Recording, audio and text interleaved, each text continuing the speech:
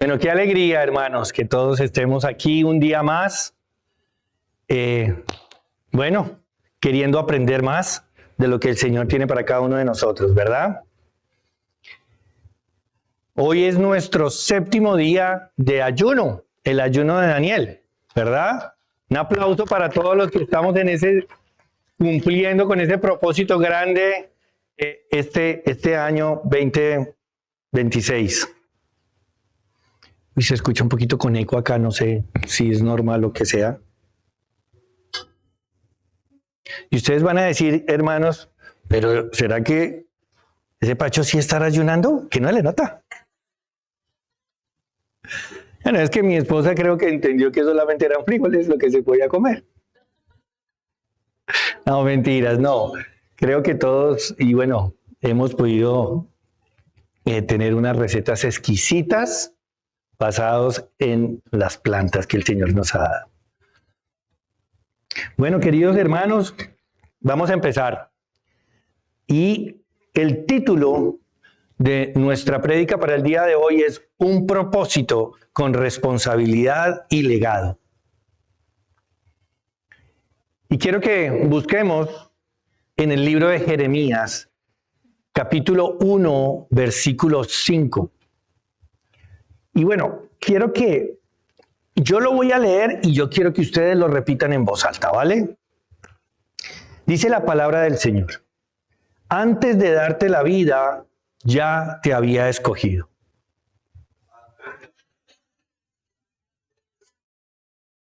Antes de que nacieras, ya te había apartado.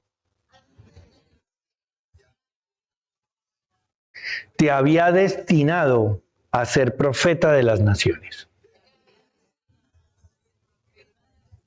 Amén. Hoy vamos a hablar de un personaje de la Biblia que es de los, bueno, creo que todos tenemos personajes de los cuales nos encantan porque la palabra del Señor es tan rica y tiene tanta sabiduría y hay tantos personajes en la palabra que nos enseñan cosas muy hermosas. Y a mí me correspondió en el día de hoy hablar de un personaje y un libro que encontramos en el Antiguo Testamento, el libro de Nehemías. Y vamos a hablar de este personaje en esta noche. Antes de que comencemos con los puntos que vamos a tratar, yo quiero que entremos en el contexto de qué pasaba en ese tiempo, qué era lo que realmente estaba afectando o que estaba pasando en el tiempo de Nehemías, que estamos hablando más o menos de unos 460 años antes de Jesucristo. Y bueno, vamos a aprender un poquito más de quién era Nehemías. El nombre de Nehemías significa Dios consuela. Miremos cómo desde el principio, en el mismo nombre, ya hay un propósito. A mí me encanta a veces buscar en las raíces hebreas, porque ahí podemos encontrar una riqueza que en nuestro lenguaje normal, español, inglés, no lo encontramos de la misma manera. Entonces, entendamos, mira, cómo este nombre tiene un significado que va con un propósito para el cual el Señor lo tenía. Dios consuela. Fue precisamente Nehemías un instrumento de consuelo y de restauración para el pueblo y para la gente de Jerusalén. Y vamos a entrar un poquito en el contexto histórico. El libro de Nehemías es uno de los libros de la Biblia, pero uno de los libros históricos. De hecho, tengo entendido que fue el último libro histórico que se escribió y que está ahí. Cubre gran parte de lo que es la historia de la nación de Israel. Es un líder, fue un líder no solamente espiritual, sino también fue un líder en lo físico. Nehemías, como ustedes muchos lo saben, a él ayudó a la reconstrucción de las murallas de Jerusalén, ¿verdad? Pero también estuvo en otra parte, en un proceso, ya al final del libro encontramos también que él junto con Esdras tenían un propósito grande también en no solamente levantar esas murallas y restaurar, digamos, esa parte que se habían tumbado en el pueblo de Jerusalén, sino que también volver nuevamente a lo que la esencia del pueblo de Israel era. Amén. Y Nehemías fue un personaje, me encanta porque él abraza la visión que Dios tenía para el pueblo de Israel. Lo vamos a ver más adelante. Un personaje que cumple con las condiciones necesarias que debe tener para el propósito que Dios tenía con él. Y quiero empezar también hablando un poco de lo que pasó del exilio. Como ustedes saben, el pueblo de Israel fue exiliado, ¿verdad? Entonces, así ocurrió. El pueblo de Judá comenzó a desobedecer repetidamente al mandato de Dios. Dios había sido muy en que ellos no deberían adorar a otros dioses. Nuestro Dios es un Dios celoso. Es un Dios que Él no permite y no le gusta que nosotros idolatremos o vayamos tras otros ídolos diferentes. Y el pueblo lo sabía, pero el pueblo desobedeció y desobedeció por muchos años. Pero ¿qué pasó? Ellos ignoraron también los profetas que había mandado el Señor a decirles, por favor, corrijan, ya no caigan más en idolatría.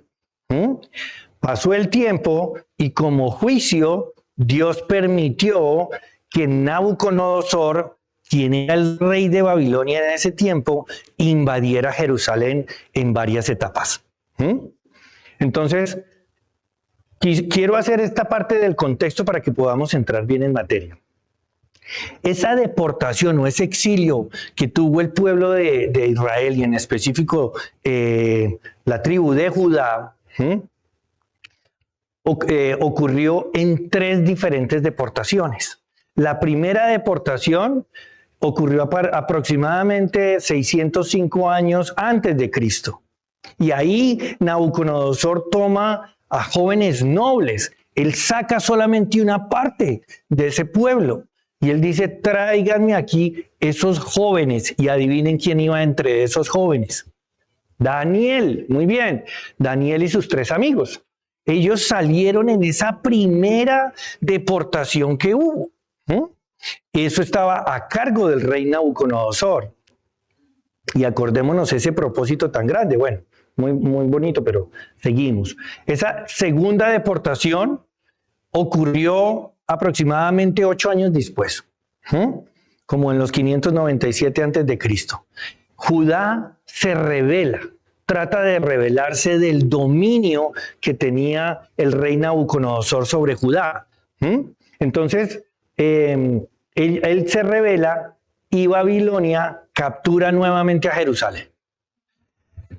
Vienen nuevamente Nabucodonosor, por orden de Nabucodonosor vienen otra vez los soldados, llegan y se toman nuevamente Jerusalén y deportan más personas, los sacan, incluyendo en esta segunda deportación va el profeta Ezequiel. Él va ahí en esa segunda tanda de deportación de israelitas que hicieron para la tierra de Babilonia. Viene una tercera, ¿por qué? Porque el pueblo de Judá, los que quedaban allá, vuelven a rebelarse otra vez con el rey Nabucodonosor. ¿Y qué pasa ahí? Nabucodonosor ya da una orden y ordena la destrucción del templo, la destrucción de las murallas y la destrucción de la ciudad. Esa tercera deportación, esa tercera destrucción fue la más fuerte, fue la más grande. Y ahí la gran mayoría de ese pueblo judío, del pueblo de Israel, es llevado cautivo para Babilonia. Y aquí viene algo muy importante.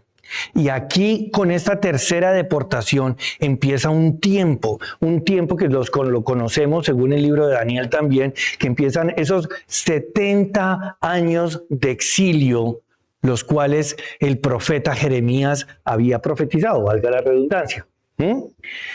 Entonces, durante este tiempo, el pueblo vive en Babilonia, lejos de su tierra, sin templo, sin rey, pero aún trataban de mantenerse y conservar su identidad y su fe.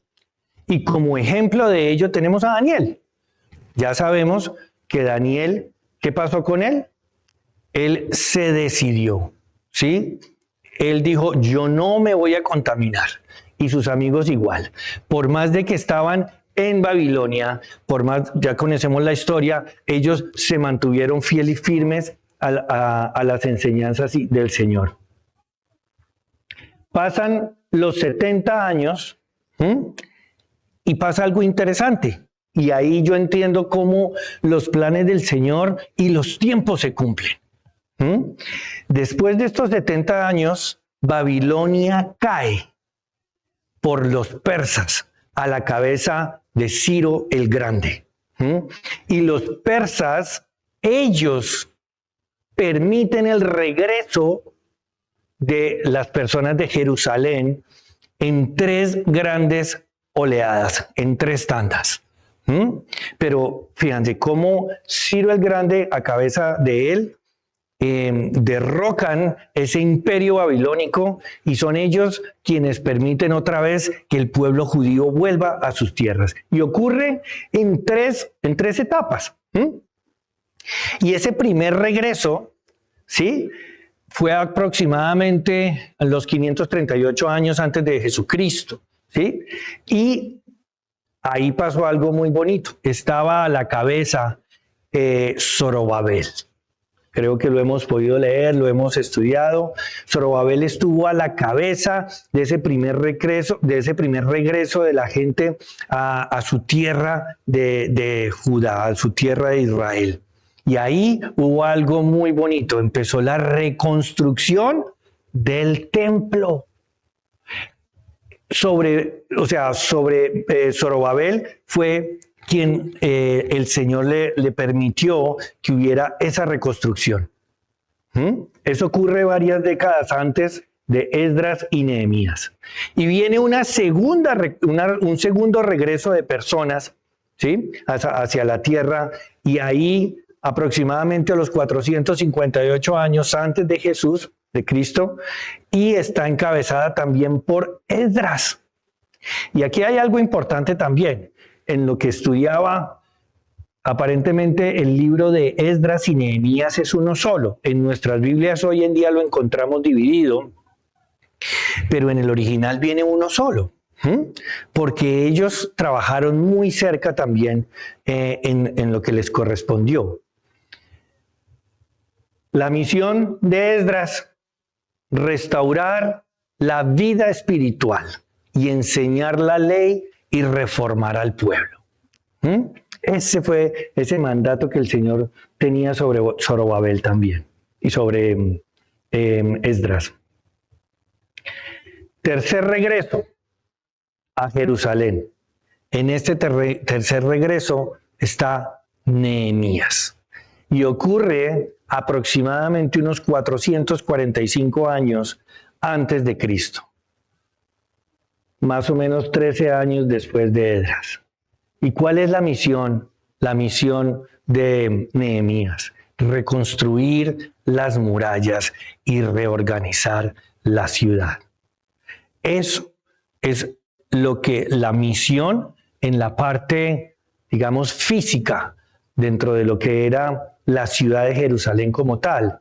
Pero entendamos que había otra parte de la cual Nehemías también trabajó mucho, junto con Esdras, en esa reconstrucción nuevamente de la adoración para el Señor, tal y como lo había dicho. Bueno, vamos a entrar a la palabra del Señor. Y quiero que leamos en el capítulo 1, Nehemías, capítulo 1, versículos del 1 al 10. Va a leer la palabra del Señor. Nehemías ora en favor de su pueblo. Esta es la historia de Nehemías, hijo de Jacalías. En el año 20 del reinado de Artajerjes, en el mes de Kisliú, yo, Nehemías, estaba en la ciudad de Susa, cuando llegó mi hermano Hananí, con unos hombres que venían de Judá. Entonces les pregunté por Jerusalén y por los judíos que habían escapado de ir al destierro. Y me contestaron: los que escaparon de ir al destierro y se quedaron en la provincia están en una situación muy difícil y vergonzosa. En cuanto a Jerusalén, la muralla ha sido derribada y sus puertas han sido destruidas por el fuego. Al escuchar estas noticias, me senté a llorar y por algunos días estuve muy triste, ayunando y orando ante el Dios del cielo. Y le dije: Señor Dios del cielo, Dios grande y temible, que mantienes firme tu alianza y tu fidelidad con los que te aman y cumplen tus mandamientos. Te ruego ahora que atiendas a la oración que día y noche te dirijo en favor de tus siervos, los israelitas. Reconozco que nosotros los israelitas hemos pecado contra ti. Hasta mis familiares y yo hemos pecado. Nos hemos conducido de la peor manera ante ti. No hemos cumplido los mandamientos, las leyes y decretos que nos diste por medio de tu siervo Moisés.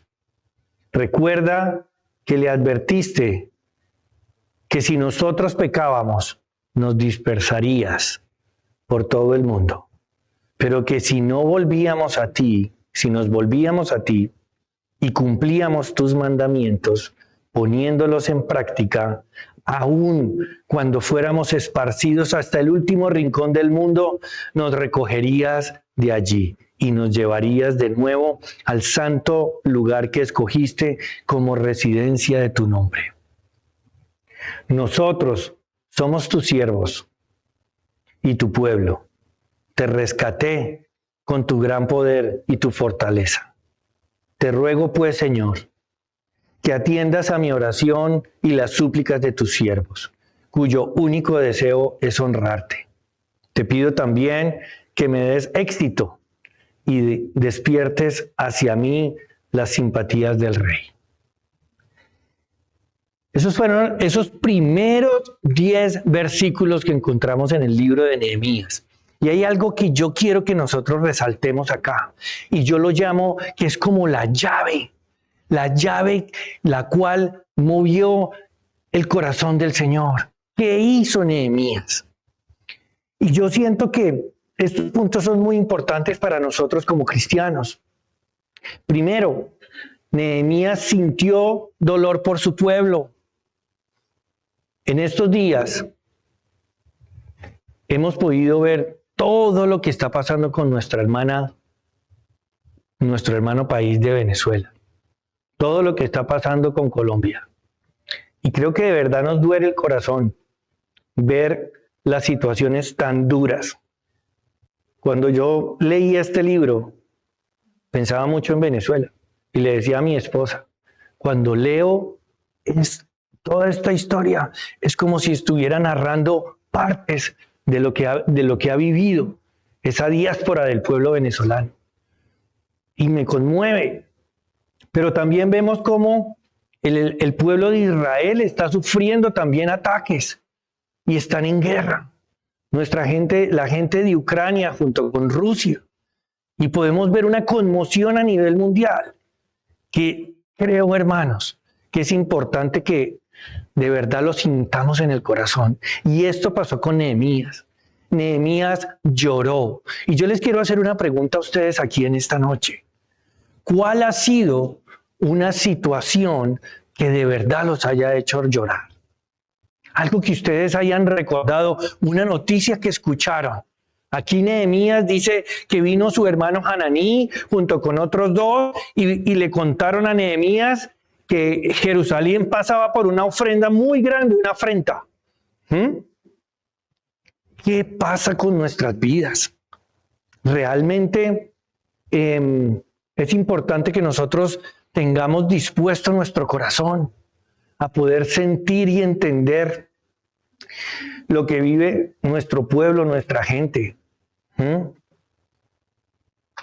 Y esto tiene que ver mucho con con el propósito que Dios tiene para con nosotros.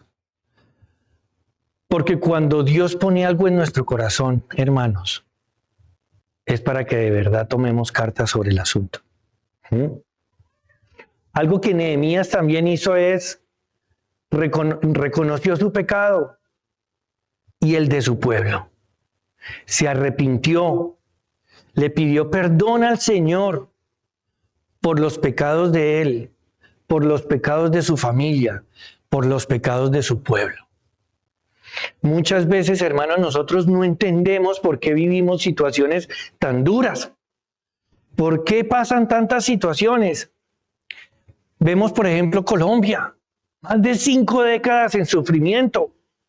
Pero también tenemos que entender que ha habido mucha sangre inocente, que se ha derramado. De verdad, hay mucha gente que ha sufrido. Y tenemos un Dios que es un Dios fiel y un Dios justo. Y creo que lo más sensato que todos nosotros podemos hacer es hacer esto que Nehemías hizo. Volver nuestro corazón al Señor. Reconocer, humillarnos, entender. Y algo más que hizo Nehemías. Él ayunó y oró. Hoy, iglesia, estamos en un tiempo de oración, en un tiempo de ayuno. Aprovechemos al máximo este tiempo, porque Dios escucha nuestras oraciones. Y algo grande que también hizo Nehemías, que me llamó mucho la atención en estos versículos, es que él pidió gracia para con su rey Artajerjes. Al final, podemos ver cómo él, en medio de su oración, pide para que el rey Artajerjes pueda entender esta situación. Y creo que es bastante diciente para nosotros también, porque muchas veces vivimos situaciones duras, los cuales tenemos que enfrentar con nuestros jefes, ¿sí? Tenemos que de pronto pasar por situaciones difíciles o momentos con que tengamos que hablar con alguien, y en esos momentos, qué bonito poder tener ese momento como lo tuvo Nehemías, que ya sabemos cuál fue su favor. Pero ese favor no fue así nomás. Nehemías oró para que el rey Artajerjes viera gracia sobre él. Amén. Y aquí quiero que entremos a hablar del propósito. Y ustedes van a decir, hermanos, ¿otra vez vamos a hablar del propósito? Sí. Hace 8 días, nuestro pastor Ricardo nos hablaba del propósito, ¿verdad? Del propósito y que estamos en construcción. Entonces, yo voy a volver otra vez a traer el significado del propósito. ¿Qué significa la palabra propósito? Ánimo o intención de hacer o de no hacer algo. Lo repito, ánimo o intención de hacer o de no hacer algo. Y aquí, en el estudio, entendía yo que uno puede creer o entender que hay 2 propósitos. Uno bueno y otro malo. ¿Sí? Y uno dice, ¿y cómo dice usted eso? Y lo vamos a leer aquí en el libro de Juan 10:10. Dice la palabra en este versículo tan corto pero muy hermoso: el ladrón no viene sino para hurtar, matar y destruir. Yo he venido para que tengan vida y para que la tengan en abundancia. Este pequeño versículo nos muestra 2 verdades. Una verdad que tiene que ver con nuestro enemigo y otra verdad que tiene que ver con el Señor. Y cuando yo me ponía a analizar, y yo decía, pues yo creía que mi propósito, hablando de varios años atrás, yo pensaba que mi propósito estaba bien, que mi propósito era bueno. Y eran días en mi juventud, en mi adolescencia, donde creyendo yo que qué propósito tan bonito el que Dios tenía conmigo, porque me permitía disfrutar de lo que la carne y lo que el mundo me ofrecía. Y entonces entrábamos a unos lugares que si el pastor Sandro llega a escuchar en algún momento esta prédica, íbamos a un sitio que se llamaba Triquibarra. Y creo que los zipaquireños lo entendemos muy bien. Triquibarra. Y allá estaba el pastor Sandro, bueno, en ese tiempo no era pastor, estaba con sus amigos, yo también con mis amigos, y a una cantidad de grupos, y era un sitio donde nos encontrábamos, pero todos los que estábamos ahí, los que permanecíamos yendo, asistiendo periódicamente a esos sitios, pensábamos que andábamos en un propósito bueno, porque el Señor nos quería mucho, y entonces no hacíamos a veces sino tomar licor, y estar en fiestas, y permitir que todo lo de la carne se diera. Entonces, realmente, yo digo, no, ese no es el propósito que Dios tenía para nosotros. Y qué bonito que el pastor ahora, Sandro, pues, como ya lo saben ustedes, un gran pastor ungido y usado por el Señor y mueve multitudes que cambian y transforman el corazón. Pero yo les quiero hablar hoy más de esas cosas que yo pensaba que eran buenas y realmente eran malas. Les voy a hablar del propósito y ese es el punto número 1. El propósito que Dios me dio es personal y único. Personal y único. Lo vivo como una forma de adoración. Y en esto me llamó mucho la atención porque en este primer punto yo puedo entender cómo mi manera de vivir, de esa manera yo puedo estar alabando al Señor. ¿Por qué? Claro, porque nosotros los que estamos acá reunidos, los que venimos a los pies del Señor, hemos podido entender que nuestro ejemplo es Jesús, que Él es nuestro maestro y a Él tenemos que seguir y que tenemos que tratar de tener una conducta, un comportamiento conforme a lo que Él nos enseña. Entonces, en parte de mi propósito, yo en mi estilo de vida, yo estoy adorando al Señor. Y bueno, y quiero hablar de un punto, tengo varios punticos dentro de este, y es un punto que dice lo siguiente: Dios pone cargas específicas en corazones específicos. Y ustedes dicen, pero Dios no pone cargas. ¿Sí? Pero yo no quise modificar esta palabra. ¿Por qué? Porque el Señor inquieta nuestro corazón. Cuando vemos, por ejemplo, la reacción de Nehemías. Nehemías, él escucha de su hermano las malas noticias, lo que está viviendo el pueblo de Jerusalén. Pero lo sorprendente es que Nehemías hace lo que ya leímos, y tiene una reacción correcta conforme a la voluntad del Padre. Entonces, ¿cómo nosotros reaccionamos a veces a la situación? A las situaciones. Nehemías había podido decir, uy, pobrecitos, qué vaina, yo estoy lejos. Si estuviera más cerquita, yo creo que pudiera hacer algo. Pudiera de pronto ir. Pero Nehemías no hizo eso. Nehemías se dolió. Y creo que muchas veces, y seguramente ha pasado conmigo muchas veces, hemos podido recibir noticias en las cuales dicen, eso no es conmigo, porque no me quiero modificar, porque no quiero salir de mi zona de confort. Entonces, algo que me llama mucho es que nuestro propósito es único y personal. Y en parte de este propósito el Señor quiere que nosotros hagamos lo que Él nos manda a hacer. ¿Sí? Entonces, si entendamos cómo, por ejemplo, Nehemías hizo lo que el Señor lo quería hacer. Y ya lo vemos en el nombre. En el mismo nombre de Nehemías estaba descrito parte de su propósito. Nehemías no estaba en Jerusalén, pero Dios despertó en él un dolor profundo por la ciudad. Nuestro propósito nace de lo que Dios mueve en nuestros corazones, no en el de todos. Es decir, El propósito mío nace de lo que Dios pone en mi corazón, mueve en mi corazón. Es personal. Cada uno sabe de qué manera el Señor le habla. Cada uno sabe cuáles son las murallas que están quebradas. Cada uno sabe lo que cada uno tiene que ir a reconstruir. ¿Es que acaso pudiera ser la relación con la pareja? ¿Pudiera ser la relación con los hijos? ¿Pudiera ser relación con los padres? ¿Pudiera ser en nuestra área financiera? ¿En nuestra área laboral? Cualquier área. Pero seguramente en alguna área el Señor quiere que nosotros seamos esos Nehemías, que estemos listos y dispuestos a reconstruir.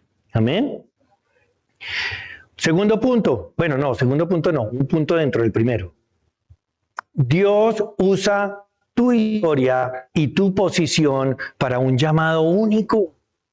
Y a mí aquí me encanta esta parte porque Nehemías era el copero del rey. Todos entendemos y sabemos que él probaba ese vinito y la comida del rey, ¿sí? Para que el rey no lo fueran a envenenar. Esa era la tarea.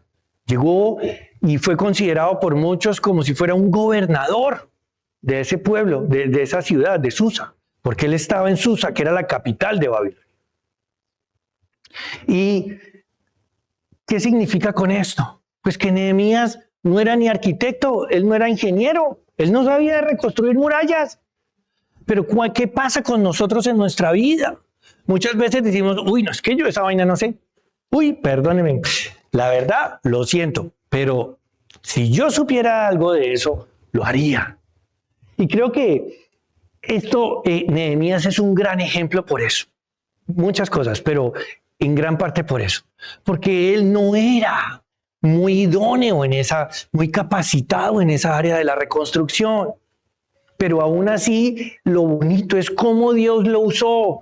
En la oración que hablaba Nelson ahora, me encantó también porque él dice cómo el Señor toma de lo vil y de lo menospreciado para la alabanza y gloria de su nombre. Y así es. Él no era una persona fuerte como Jorgito, ¿sí? De pronto acostumbrado a levantar esas murallas. Tal vez no lo era. Tal vez su vida secular, su vida era muy estar en su castillo, ayudando al rey en la comida. Pero Dios lo usa. Y yo siento decirles, hermanos, lo siguiente: tu trasfondo, tus habilidades y tu camino forman parte de un diseño exclusivo que Dios tiene contigo. Y ahí es donde nosotros, hermanos, tenemos que resaltar nuestras virtudes. Tenemos que mirar que no solamente lo único que podemos hacer y sabemos hacer es para lo que servimos, no. Y voy con el tercero. Dice, Dios te revela lo que necesitas ver para actuar. Y este también me encanta. Todos. Nehemías recibe un reporte que lo impulsa a orar y a moverse. Y cuando yo meditaba sobre la palabra en estos versículos, yo decía, wow, Nehemías, casi que el Señor le da la logística. Casi que Nehemías, cuando habla con el rey Artajerjes, le dice, rey, pero necesito un favor. ¿Será que tú me puedes dar unas cartas para que los de los pueblos de allá no pongan oposición conmigo y con la gente que va conmigo? ¿Será que se puede? ¿Será que me pudieras dar unos 5,000 palitos? Yo no sé exactamente cuánto, la palabra no lo dice, pero yo digo que no era poquito. La madera que tuvo que haberle dado el rey Artajerjes a Nehemías, ¿verdad? Seguramente era mucho. Carros, todo lo que necesitaba, era una logística grande que Nehemías jamás había hecho, pero lo usó de esa manera. Porque Dios nos revela lo que nosotros necesitamos en el momento que necesitemos actuar. Amén. Dios te muestra lo que otros no ven, porque tu misión no es la de otros. Cuando cada uno sabemos, les decía a cada uno hace un momento, cada uno sabe lo que el Señor ha inquietado en su corazón. Y cada uno puede pedirle al Señor que le muestre el cómo va a poder llegar a desarrollar esa manera. Amén. Dios responde a oraciones personales con direcciones personales. Nehemías ora con nombre propio, con historia propia y con un clamor propio. Dios responde a nuestra voz. Dios responde a nuestro clamor. Él le interesa hasta lo más pequeño que pase en mi vida, hasta la situación más difícil que yo pueda tener, a Él le interesa. Pero tiene que nacer de nuestro corazón, tiene que salir de nosotros ese clamor fuerte para con el Señor, porque Él es un Dios que nos escucha. Otro punto, Dios te conecta con una misión que solo tú puedes cumplir en ese momento. La restauración de Jerusalén necesitaba a alguien con el corazón, el carácter y el acceso que Nehemías tenía. Y aquí, casi que concluyendo esta parte de nuestro propósito, yo les quiero decir, hermanos, el pastor hace 8 días nos decía y nos mostraba que cada uno de nosotros estamos en una etapa de construcción. Estamos en un proceso de crecimiento, ¿verdad? Pero muchas veces nosotros creemos que tenemos que llegar hasta el final de ese proceso para que el Señor me pueda usar y decir, Señor, ya estoy listo. Pero con los planes del Señor no pasa así. El Señor muchas veces nos quiere usar así tú estés en proceso, así tú estés en construcción. El Señor sabe que tú puedes hacer cosas grandes por los tuyos también. Y te inquieta nuestros corazones.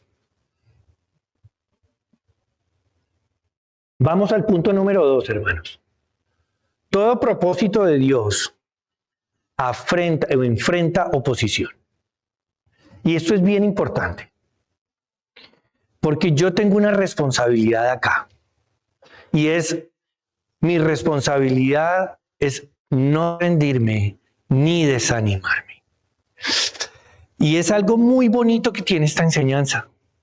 Porque nosotros pensamos que cuando el Señor nos pone una misión o cuando nace algo en nuestros corazones, el querer, que como dice la palabra, el Señor pone el querer como el hacer. Y muchas veces nosotros sentimos de que necesitamos hacer alguna cosa o algo y creemos que porque ya oramos y ya, entonces todo nos va a salir perfecto. Y no necesariamente. No necesariamente. Por más que muchas veces calculemos las cosas, Nehemías, acabamos de entender cómo el Señor le pudo haber revelado toda esa logística que él tenía que tener. ¿Sí? Seguramente nosotros también en nuestros planes el Señor lo ha hecho de esa manera. Pero eso no significa que no aparezca oposición en medio de ese camino. Seguro que le va a aparecer. Me acuerdo, hace 8 días el pastor Ricardo nos decía, estamos en ayuno y les apuesto que los van a empezar a invitar a desayunar, ¿verdad? Dice, porque a él le pasó. Y así fue. En esta semana en mi empresa asistieron de otra compañía unos invitados especiales y un banquete grande y una gran comida. Y inclusive hay cada cantidad de cajas de pizza, panago, que me encanta. Y todos decían, vamos a comer. Yo, bueno, ven para sigan. Vayan, disfruten. Vamos a encontrar oposición, hermanos. Pero el Señor no nos deja solos. Y quiero que tengamos en cuenta estos puntos. En Nehemías 2:19 dice la palabra del Señor. Pero cuando lo supieron Sanballat y el de Orón, Tobías el funcionario amonita, y Gesem el árabe se burlaron de nosotros y nos dijeron con desprecio: ¿qué se traen ustedes entre manos? ¿Acaso piensan rebelarse contra el rey? ¿Qué hubo acá, hermanos? Burla y desprecio. Burla y desprecio. Pero Dios afirma nuestra identidad y nuestro propósito. Amén. Los enemigos intentaron ridiculizar el proyecto para desanimarlo desde el inicio. Nehemías ya estaba con todos trabajando, arrancando con las murallas, cuando vienen los de los otros pueblos aquí a armarle un tropelito a don Nehemías, a menospreciarlo. Pero dice la palabra, bueno, cuando otros te menosprecian, Dios te recuerda quién eres y quién te envió. Amén. ¿Quién eres y quién te envió? El pastor muchas veces y la pastora Irmita, muchas veces nos han enseñado que tenemos que aprender a vernos con los ojos que Dios nos ve. Muchas veces nos vemos que no somos capaces de hacer algunas cosas, pero el Señor dice: tú sí puedes, tú sí eres capaz, tú te vas a levantar y vas a ir. Amén. Nehemías capítulo 4, versículos del 7 al 8, dice: pero cuando Sanbalat, Tobías, los árabes, los de Amón y los de Asdod supieron que la reparación de la muralla de Jerusalén seguía adelante y que se había comenzado a tapar las brechas, se enojaron mucho. Y todos juntos formaron un plan para atacar Jerusalén y causar destrozos en ella. Ante la conspiración, esos planes del enemigo y los ataques para detener la obra, Dios se convierte en nuestra protección. Amén. Los adversarios planearon violencia, intimidación, confusión para frenar ese avance. Cuando el enemigo busca detenerte, Dios rodea tu vida con su defensa y te da estrategias. Y en este punto, hermanos, creo que de pronto algunos de nosotros hayamos podido experimentar situaciones duras, donde uno dice: de esta no salgo, de esta no salgo. Pero ahí aparece ¿quién? Ahí está Dios, quien nos da las estrategias, nos rodea con su defensa, nos ayuda a pasar.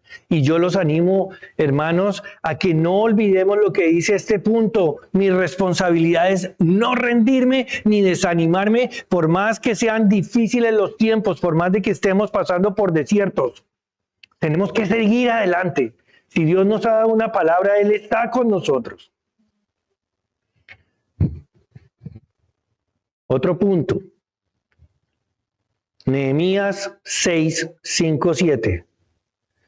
Entonces Sanbalat, por medio de un criado suyo, me envió por quinta vez el mismo mensaje en una carta abierta que decía: corre el rumor entre la gente, y también lo dice Gesem, que tú y los judíos están planeando una rebelión y que por eso están reconstruyendo la muralla.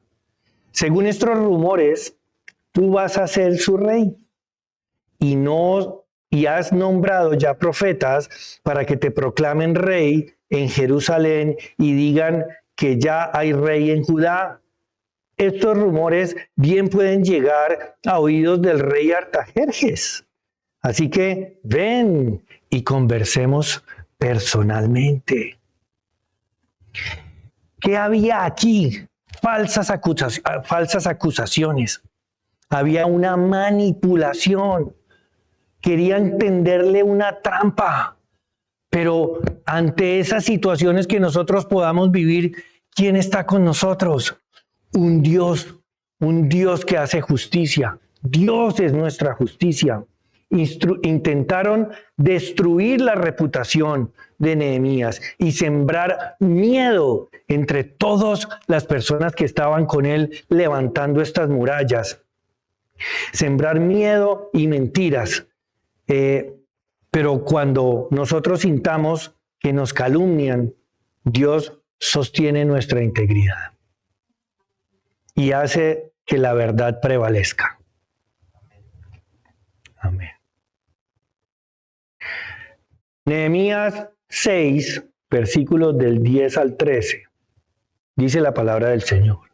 Después fui a casa de Semaías, hijo de Delaías y nieto de Mehetabel, que se había encerrado en su casa, y me dijo: reunámonos en el templo de Dios, dentro del santuario, y cerramos las puertas, porque esta noche piensan venir a matarte. Pero yo le respondí: los hombres como yo no huyen, ni se meten en el templo para salvar el pellejo. Yo al menos no me meteré. Además me di cuenta de que él no hablaba de parte de Dios, sino que decía todo aquello contra mí, porque Sanbalat y Tobías lo habían sobornado. Le pagaban por asustarme, para que así yo pecara. De ese modo podrían crearme mala fama y desprestigiarme. ¿Qué había ahí? Una trampa espiritual y traición interna. Como decimos en Colombia, le querían hacer el cajón. Lo querían pasar al papayo. Pero ante esta situación, nuestro Dios, ¿qué tiene para nosotros? Discernimiento. Por eso es tan importante, hermanos, que nosotros pidamos al Espíritu Santo el discernimiento. Hace 8 días también, y vuelvo nuevamente a nombrar el pastor Ricardo, hablaba de que varias de las personas que están aquí en la iglesia, el Espíritu Santo les ha dado ese don de discernir. Y qué bonito, porque le decían: pilas con ese otro.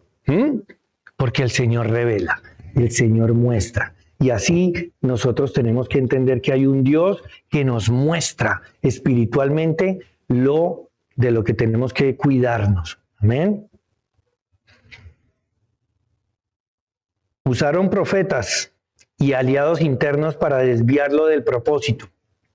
Pero para nosotros, cuando la oposición viene disfrazada de amistad o de espiritualidad, Dios te muestra lo oculto y te mantiene firme. El propósito que Dios tiene es tan personal y único que Él mismo se compromete a sostenerlo, defenderlo y completarlo en ti. Hermanos, yo veo aquí hoy un grupo muy bonito, pero también veo unos Nehemías, porque yo sé que cada uno de nosotros tenemos una misión. Y quiero que en el nombre del Señor pongamos estos trabajos en sus manos y que sea Él quien nos dé esa estrategia para poder seguir adelante. Amén. Vamos con el punto número 3. Se me olvidó decirles, hermanos. Yo recibí un mensaje del pastor hoy en la tarde y decía que había cambio de planes, que hoy era vigilia. Así que me dijo: no te vas a pasar de 5 horas, hermano. Tranquilo, pastor, tranquilo. Punto número 3. Perdón. Oh, sí. Algo así. El propósito deja un legado. Cuando servimos a los demás como expresión de servicio al Señor. Y esa palabra legado, creo que ya la hemos tenido aquí en nuestra iglesia por un buen tiempo. El legado. Fuimos creados para servir y para servir a los demás. Cuando servimos a los demás, servimos a Dios mismo. Nuestro propósito nunca termina con nosotros mismos. Siempre es de bendición y de servicio para los demás. Y aquí tengo otros punticos. Mi servicio abre puertas para la restauración de otros. Qué bonito que nosotros entendamos, hermanos, que lo que yo haga en servicio puede servir de restauración para otras personas. Nehemías no necesitaba nada. Él estaba feliz. Tenía comida toda la que quiera. Estaba en muy buen cargo. Creo que vivía en una comodidad grande. Pero él hizo algo. Él se definió, se determinó a servir a su gente, a servir a su tierra. Y esta restauración de los muros sirvió para muchas personas. No solamente reconstruyó los muros, restauró dignidad, identidad y esperanza en un pueblo quebrado. Muchas veces nosotros, nuestras palabras, es bastante importante y creo que ahora lo entendemos muy bien, que todo lo que sale de mi boca debe ser para edificar, no para destruir. Cuando nosotros servimos, Dios usa nuestras manos para levantar vidas, familias y comunidades que están en ruinas. Mi servicio es una herramienta de restauración divina. Y vamos con el siguiente punto. Mi servicio inspira y moviliza a otros a levantarse. Nehemías 2:18 muestra que cuando él compartió lo que Dios le había puesto en su corazón, el pueblo respondió: levantémonos y edifiquemos.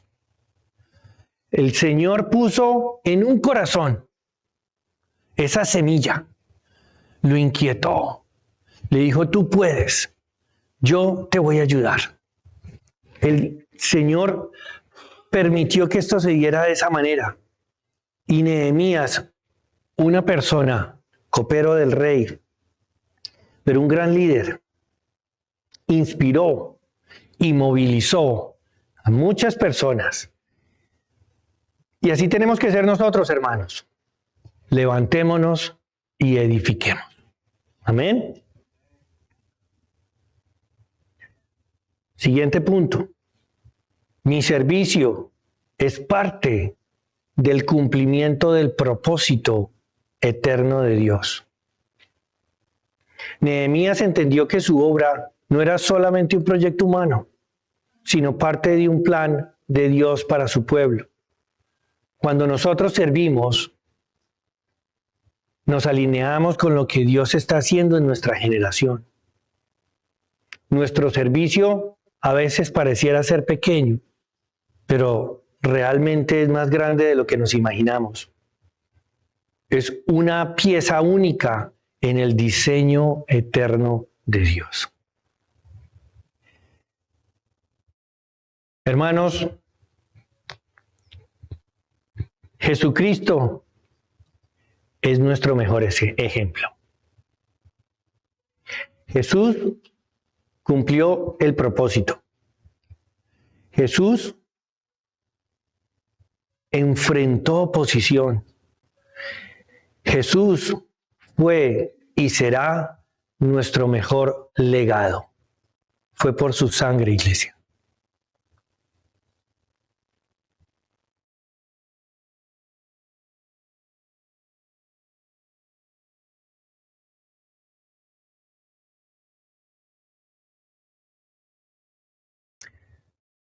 Todo se lo debemos a Él por su sangre.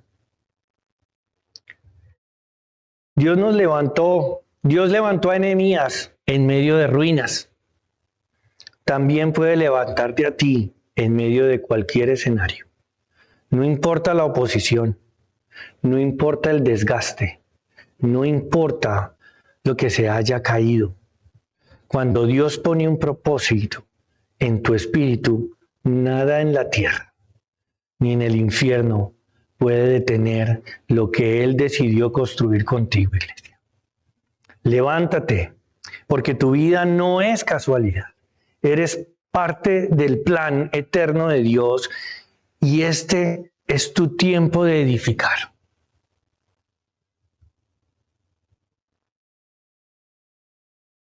Amada iglesia, yo espero que el Señor nos haya hablado a través de este estudio. Y quiero pedirles a todos que se pongan de pie.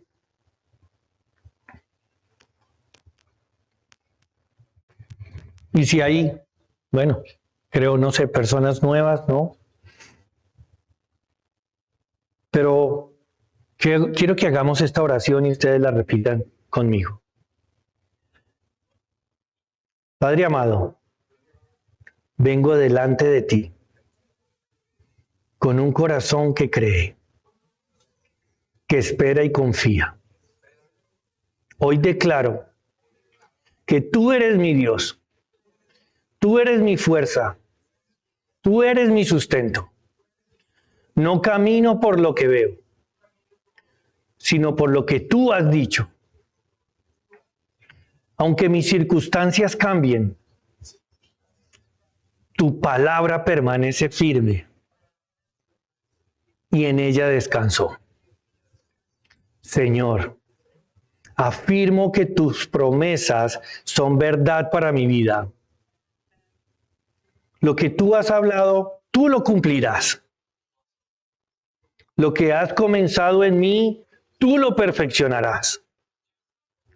No permito que el temor gobierne mis pasos. Permito que tu verdad gobierne mi espíritu. Hoy escojo creer que tú abres caminos donde no los hay. Que sanas lo que está herido. Que restauras lo que se ha perdido. Y que levantas lo que ha caído.